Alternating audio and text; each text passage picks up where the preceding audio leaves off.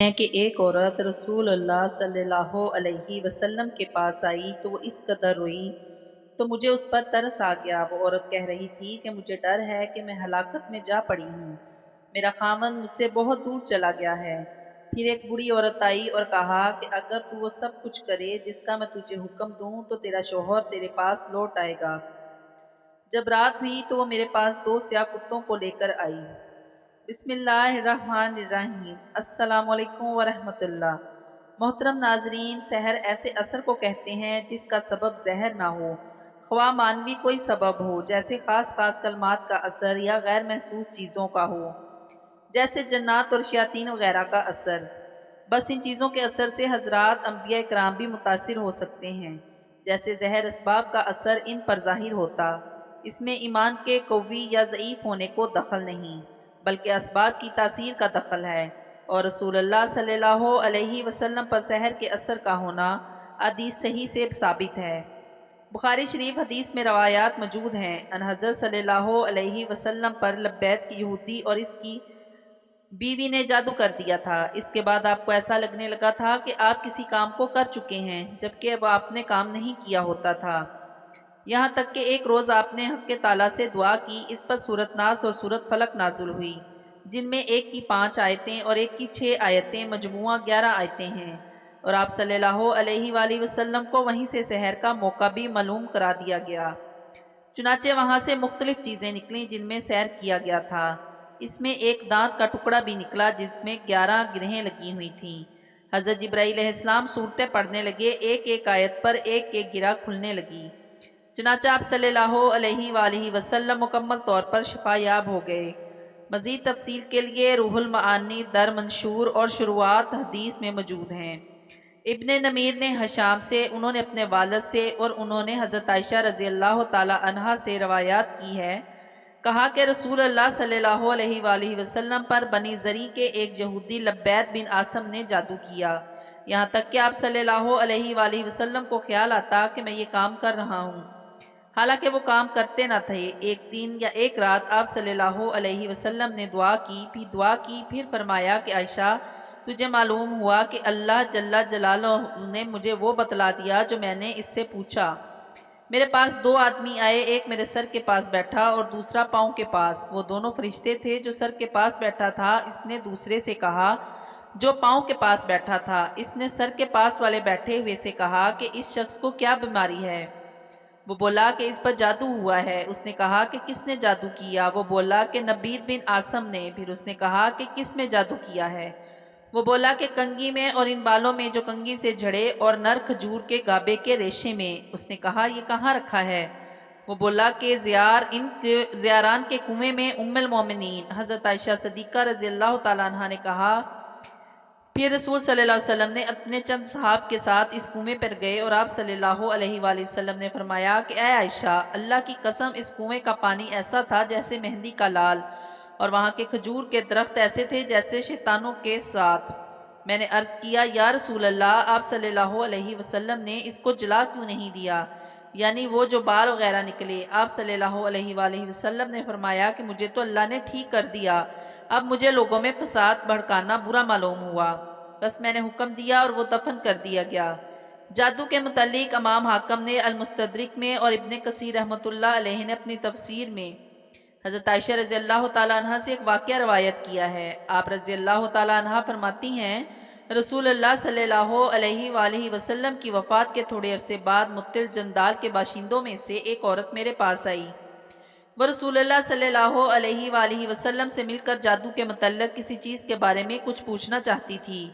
حضرت عائشہ رضی اللہ تعالیٰ عنہ فرماتی ہیں کہ جب اس عورت نے رسول اللہ صلی اللہ علیہ وآلہ وسلم کو نہیں پایا تو میں نے اسے اس قدر روتے دیکھا کہ اس کے رونے کی شدت سے مجھے ترس آ گیا۔ وہ عورت کہہ رہی تھی کہ مجھے ڈر ہے کہ میں ہلاکت میں جا پڑی ہوں۔ حضرت عائشہ رضی اللہ تعالیٰ عنہ نے اس واقعے کی تفصیل پوچھی تو اس نے مجھے بتایا، میرا شوہر مجھ سے دور چلا گیا تھا۔ پھر ایک بڑی عورت میرے پاس آئی، میں نے اسے اپنے حال کا شکوہ کیا۔ اس نے کہا کہ اگر تو وہ سب کچھ کرے جس کا میں تجھے حکم دوں تو تیرا خاوند تیرے پاس لوٹ آئے گا۔ میں نے کہا ہاں میں کروں گی۔ جب رات ہوئی تو وہ میرے پاس 2 سیاہ کتوں کو لے کر آئی۔ ان کتوں میں سے ایک پر وہ خود سوار ہو گئی اور دوسرے پر میں سوار ہوئی۔ ان کتوں کی رفتار زیادہ تیز نہ تھی۔ ہم چلتے رہے یہاں تک کہ شہر بابل پہنچ کر رکے۔ وہاں دو آدمی اپنے پیروں سے ہوا میں لٹکے ہوئے تھے۔ انہوں نے پوچھا تجھے کیا ضرورت ہے اور کیا ارادہ لے کر آئی ہے؟ میں نے اپنی حاجت بیان کی اور کہا جادو سیکھنا چاہتی ہوں۔ انہوں نے کہا بے شک ہم آزمائش میں ہیں، لہٰذا تو کفر نہ کر اور واپس لوٹ جا۔ میں نے انکار کیا اور کہا میں نہیں لوٹوں گی۔ انہوں نے کہا کہ تو اس تندور میں جا کر پیشاب کر۔ میں وہاں تک گئی تو کانپ اٹھی، میں خوفزدہ ہو گئی اور پیشاب نہ کر سکی، اور یوں ہی ان دونوں کے پاس لوٹ آئی۔ انہوں نے مجھ سے پوچھا کیا تو نے پیشاب کیا؟ میں نے جواب دیا ہاں۔ انہوں نے پوچھا کیا تو نے کوئی چیز دیکھی؟ میں نے جواب دیا میں نے کچھ نہیں دیکھا۔ انہوں نے کہا تو نے پیشاب نہیں کیا، اپنے وطن لوٹ جاؤ اور کفر نہ کر۔ میں نے انکار کیا، چنانچہ انہوں نے پھر کہا اس تندور تک جا، اس نے پیشاب کر، اور وہاں تک گئی۔ پھر مجھ پر کپکپاہٹ طاری ہو گئی اور میں ڈر گئی۔ پھر میں ان کے پاس لوٹ گئی۔ انہوں نے مجھ سے پوچھا تو نے کیا دیکھا؟ یہاں تک کہ اس نے بتایا کہ میں تیسری مرتبہ گئی اور تندور میں پیشاب کر دیا۔ بس میں نے دیکھا میرے اندر سے لوہے کے گلوبند والا ایک گھڑ سوار نکلا اور آسمان کی طرف چلا گیا۔ تب میں ان کے پاس آئی اور انہیں اس بات کی خبر دی۔ انہوں نے کہا کہ تو نے سچ کہا، یہ تیرا ایمان تھا جو تیرے اندر سے نکل چکا ہے، اب تو لوٹ جا۔ بس حضرت عائشہ رضی اللہ تعالیٰ عنہ نے اس عورت سے کہا اللہ کی قسم میں اس بارے میں کچھ نہیں جانتی، اور کہا انہوں نے اس کے علاوہ بھی تجھے کچھ بتایا ہے؟ جواب دیا ہاں ضرور بتایا ہے کہ آپ جو چاہیں گی وہ ہو جائے گا۔ یہ گھیوں یعنی گندم کے دانے لیجئے، ان کو زمین میں دبو دیجئے۔ چنانچہ میں نے وہ دانے لے لیے۔ اس نے کہا نکل آ تو پودا نکل آیا۔ پھر اس نے کہا فصل کاٹ جا تو فصل کٹ گئی۔ پھر اس نے کہا پیس کر آٹا بن جاؤ تو آٹا بن گیا۔ پھر اس نے کہا روٹی پک جا تو روٹی پک کر تیار ہو گئی۔ جب اس عورت نے دیکھا کہ حضرت عائشہ رضی اللہ تعالیٰ عنہ پھر بھی کچھ نہیں بولی تو وہ میرے سامنے شرمندگی سے گر پڑی اور کہنے لگی اے ام المومنین رضی اللہ تعالیٰ عنہ میں نے اس کے علاوہ کبھی کچھ نہیں کیا۔ چنانچہ میں نے رسول اللہ صلی اللہ علیہ وآلہ وسلم کے صحابہ رضی اللہ تعالیٰ عنہ سے اس بارے میں بات کی، لیکن انہیں بھی اس بارے میں معلوم نہیں تھا۔ اس معاملے پر کیا کہیں جس چیز کا مکمل علم نہ ہو؟ اس کے متعلق صحابہ اپنی رائے دینے میں احتیاط کرتے تھے۔ انہوں نے صرف اتنا کہا کہ اگر آپ کے والدین یا ان میں سے کوئی بھی حیات ہو تو وہ آپ کے لیے کافی ہے۔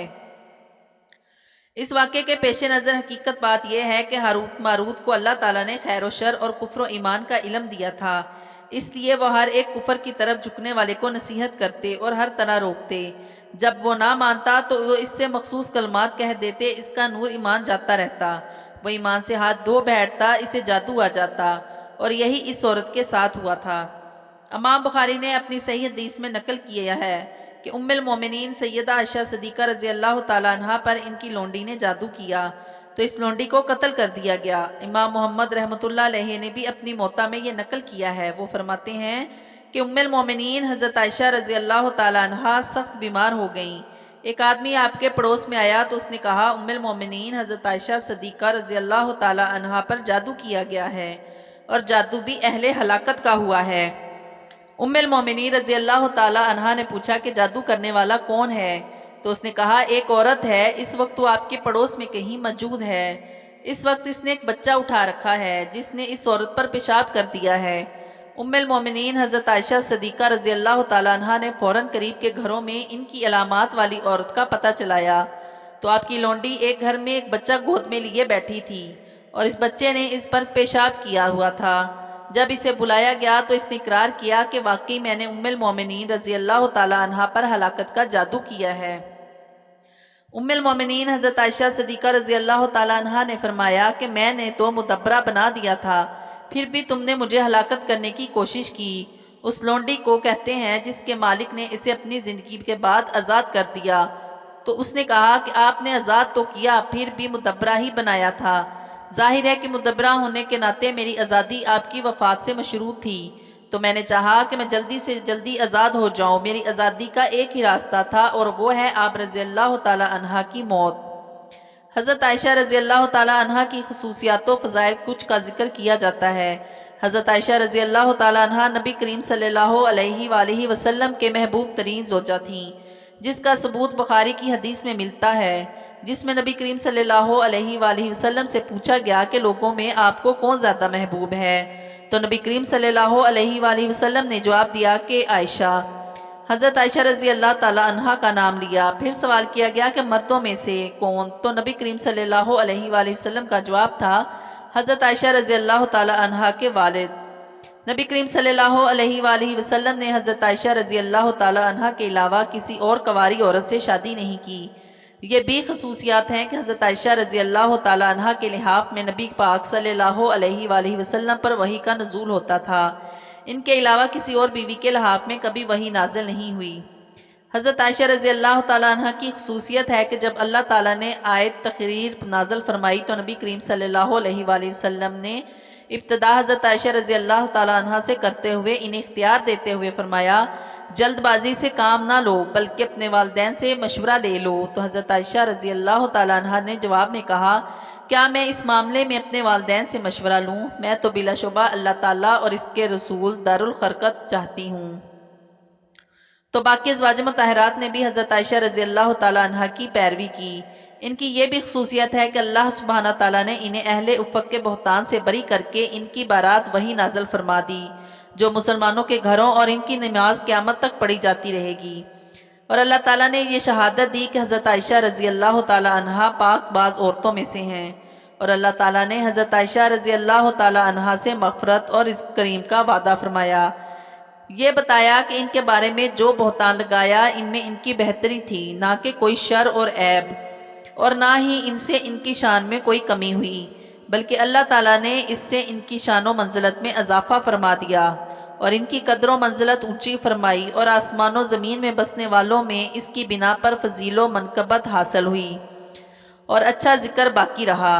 ان کی یہ بھی خصوصیت ہے کہ جب صحابہ کرام میں سے کسی ایک پر کسی مسئلے میں اشکال پیدا ہوا تو وہ حضرت عائشہ رضی اللہ تعالیٰ عنہ سے پوچھتے تھے کہ وہ حل ہو جاتا۔ حضرت عائشہ رضی اللہ تعالیٰ عنہ کے خصوصیت ہے کہ نبی کریم صلی اللہ علیہ وآلہ وسلم حضرت عائشہ رضی اللہ تعالیٰ عنہ کے گھر میں ان کی باری والے دن ان کی گود میں وفات اور ان کے گھر میں دفن ہوئے۔ شادی سے قبل خواب میں نبی کریم صلی اللہ علیہ وآلہ وسلم کو فرشتے نے حضرت عائشہ رضی اللہ تعالیٰ عنہ کی ایک ریشمی کپڑے میں لپٹی ہوئی تصویر دکھائی، تو نبی کریم صلی اللہ علیہ وآلہ وسلم نے فرمایا کہ اگر یہ اللہ تعالیٰ کی جانب سے ہے تو اللہ تعالیٰ اسے پورا کرے گا۔ ان کی خصوصیات میں سے یہ بھی لوگ حضرت عائشہ رضی اللہ تعالیٰ عنہ کی باری والے دن نبی کریم صلی اللہ علیہ وآلہ وسلم تحفے تحائف بیچ کر نبی کریم صلی اللہ علیہ وآلہ وسلم کی خوشی حاصل کرتے تھے، اس لیے کہ وہ اپنی محبوب ترین زوجہ کے گھر میں ہوتے تھے۔ اللہ تعالیٰ ہمیں حضرت عائشہ صدیقہ رضی اللہ تعالیٰ عنہ جیسی زندگی بسر کرنے کی توفیق عطا فرمائے اور خاتمہ ایمان پر فرمائے۔ آمین۔ جزاک اللہ خیرن کثیرا۔